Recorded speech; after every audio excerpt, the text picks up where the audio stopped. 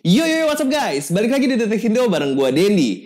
Yang sama-sama kita udah tahu kalau ada mitos yang menyebut bahwa HP yang pakai Snapdragon 695 itu nggak bisa buat perekaman video 1080p 60 fps. Nah, HP ini mampu memecahkan mitos itu dan sekarang gue mau ceritain ke kalian dan langsung aja kita mulai videonya. Let's go.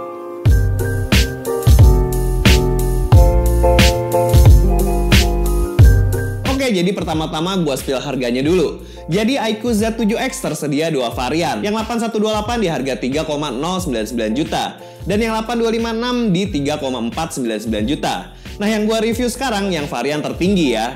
Buat pilihan warnanya ada tropical blue dan metallic grey yang kayak gue pegang ini. Oh iya, kalau kalian mau beli produk iQOO di official store-nya saat ini cuma tersedia online eksklusif. Tapi inget ya, belinya di official store iQOO-nya. Link pembeliannya gue taruh di kolom deskripsi. Jangan beli di store ecek-ecek, nanti ketipu nangis. Lanjut ke desainnya, desain kayak gini tuh fresh, nggak ngikutin HP-HP lain di harga segini yang kelihatan mirip-mirip. Desainnya juga similar banget sama iQOO Z7 yang udah pernah gue review. Mulai dari BAM kamera, bentuk dan bahan back covernya, juga dimensinya. Sedikit perbedaan ada di ketebalannya aja. Kalau Z7X cuma lebih tebal 0,35 mm dan bobotnya cuma lebih berat 3,5 gram. Ada juga sedikit perbedaan di tulisan OAS di samping BAM kameranya yang nggak hadir di Z7X. Yes, karena emang kameranya nggak didukung OAS. Karena gue termasuk tim yang suka back cover curve, iQOO Z7X ngasih experience yang menyenangkan saat dipegang lama-lama. Feel-nya juga sama kayak megang Z7. Pas buat buka sosmed atau buat main game nggak akan ngerasa sakit saat kita genggam HP-nya lama-lama. Tetap enak. Di kanan ada fingerprint yang masih jadi satu sama tombol power. Dan ada tombol volume. Di atas ada mic, SIM tray slot bersistem hybrid. Di kiri kosong, di bawah ada jack audio, mic, port Type-C, dan grill speaker. Buat speakernya beda ya sama Z7. Z7X ngasih speaker yang masih mono, yang keluaran suaranya cukup enak. Mid dan high-nya lebih mendominasi, cuma kurang powerful aja di volumenya. Ke sisi depan layarnya udah pakai desain punch hole yang bezelnya udah cukup tipis di bagian kanan kiri atasnya. Tapi bezel bawahnya masih lebih tebal nih, tapi dikit kok bedanya. Kalau buat layarnya dia sama persis sama Z7.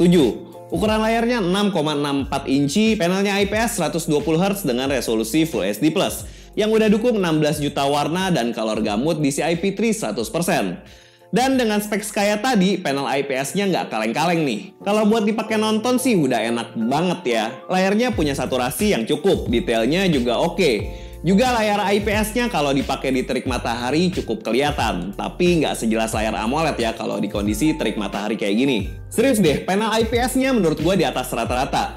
Cuma buat multi-touch layarnya pas gue tes maksimal cuma 8 touch aja nih. Not bad lah ya. Untuk kapasitas baterai, HP ini udah pakai baterai 6000 mAh yang badak banget nih. Dan udah support 80 watt fast charging.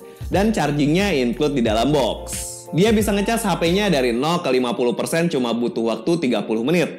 Dan kalau mau 100% bisa tahan seharian, dia cuma butuh waktu 1 jam 14 menitan aja. Buat daya tahan baterainya juga irit banget lah ya pasti. Nonton YouTube 30 menit pakai resolusi 1080p cuma berkurang 3%. Sementara buat scrolling TikTok 30 menit juga berkurang 3%. Nah, buat main Genshin selama 30 menit di settingan lowest 60 fps, baterainya berkurang di kisaran 8-9% aja. Lanjut ke hardware dan softwarenya. Yang kita sama-sama udah tahu kalau iQOO Z7X pakai SoC Snapdragon 695 yang terkenal balance buat performa dan efisiensi dayanya. Pas gua tes Antutu 9 dia udah dapat 400 ribuan nih, lumayan mantep ya. Terus gua coba jalanin CPU throttling selama 30 menit, dia dapat skor 84%-an. Nah, kalau buat Geekbench, single core-nya dapat 897 dan multicore-nya dapat 2128. Kalau buat main game Mobile Legends, dia dapat settingan refresh rate high grafis ultra. Di settingan ini sih main lancar-lancar aja ya, nggak ada kendala. Nggak terkecuali pas lagi war ramean, dia tetap lancar. Bisa dapat rata-rata FPS-nya di 53 FPS. Gua main selama 3 match berturut, gejala panasnya standar-standar aja ya, di 38-39 derajat aja. Lanjut kita tes PUBG Mobile. Z7X sayangnya cuma dapat settingan balance ultra. Smooth extreme-nya nggak kebuka nih. Nah, di sini main lancar banget ya. Sering mentok 40 fps. Kalau aja settingan smooth extreme-nya kebuka, kayaknya bakal lebih asik nih. Dan gue yakin banget nih, Z7X masih kuat buat jalanin PUBG di settingan smooth extreme. Semoga aja setelah update nanti settingan tersebut kebuka ya. Lanjut kita cobain main Genshin Impact. Beberapa HP yang pakai Snapdragon 695 yang pernah gua review agak ngos-ngosan ya buat jalanin game ini. Kalau di HP ini paling bener taruh di settingan lowest 60 fps. Di settingan ini main 30 menit dia cukup lancar. FPS yang didapat di sekitaran 45 sampai 59 fps. Sesekali turun sampai 33 fps nih, tapi itu wajar ya buat HP yang pakai SoC mid-range. Lanjut kita bahas kameranya.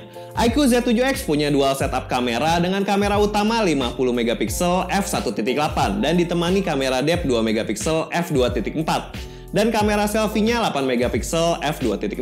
Kemampuan kamera utamanya cukup baik ya. Di kondisi banyak cahaya hasil foto mantap, detail tajam, warna juga vibrant dan dynamic range-nya juga cukup luas. Buat HP 3 jutaan sih ini udah bagus banget.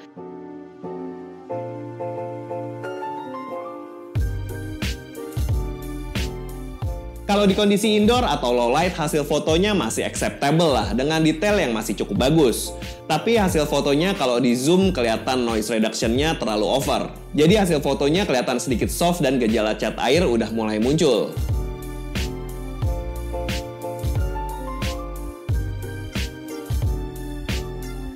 Buat perekaman videonya, HP ini mematahkan mitos yang menyebutkan kalau Snapdragon 695 itu nggak bisa buat perekaman video 1080p 60 fps.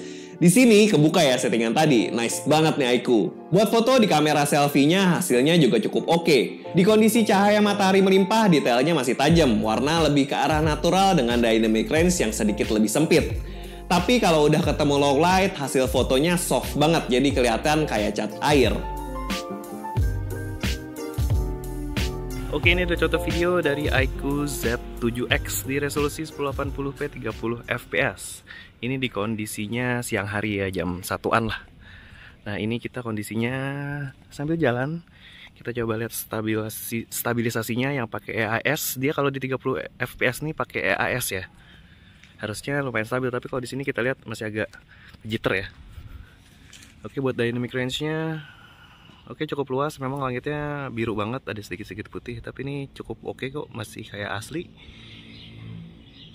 Oke, dan ini HP ini mematahkan mitos kalau Snapdragon 695, HP yang pakai Snapdragon 695 itu nggak bisa perekaman 1080p 60 fps, tapi di HP ini bisa. Kita coba langsung ya, 60 fps-nya. Nah, ini perekaman di 60 fps 1080p. Nah, ini kita sambil jalan, dynamic range-nya juga masih cukup bagus. Warnanya juga akurat. Agak sedikit lebih hijau, tapi it's okay, itu masih acceptable banget. Ini kita sambil jalan, kalau kita sambil jalan, EAS-nya kayaknya nggak jalan ya, karena dia bergetar banget. Tapi nggak tahu nih kalau misalnya videonya udah jadi. Di preview viewfinder sih, bergetar banget. Kita sambil jalan, warnanya oke, kita lihat autofocusnya. Autofocusnya juga cepet banget, nice. Ya, ini HP yang mematahkan mitos kalau HP yang pakai Snapdragon 695 itu nggak bisa 60 fps di 1080-nya. HP ini bisa, good job iQOO. Kita coba di kamera depannya ya. Ya, ini contoh video dari kamera depan iQOO Z7X di resolusi maksimalnya 1080p 30 fps. Ini kita sambil jalan. Detailnya masih cukup oke, warna juga akurat. Dynamic range-nya juga masih cukup banget ya, cukup bagus banget ya. Nice, nggak putih semua awannya. Mukanya juga masih kelihatan, nggak overexpose. Oke, masih bagus. Coba detailnya bagus, warnanya juga bagus. Oke, kayak gitu kamera dari iQOO Z7X.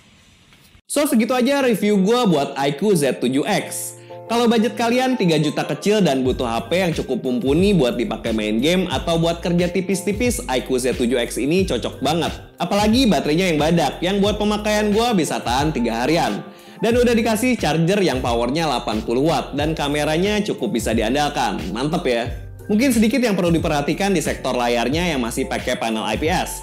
Walau memang IPS-nya cukup bagus, tapi tetap nggak bisa dibandingin sama panel AMOLED apalagi saat dipakai di kondisi gelap. Tapi apapun itu, iQOO Z7X layak banget nih buat dipertimbangkan. Apalagi dia ngasih harga termurah buat HP yang pakai Snapdragon 695. Link pembeliannya gue taruh di kolom deskripsi ya. Dan segitu aja review Detekindo buat iQOO Z7X. Jangan lupa buat subscribe channel ini kalau belum. Follow juga IG dan TikTok kita. Gue Denny pamit. Ciao.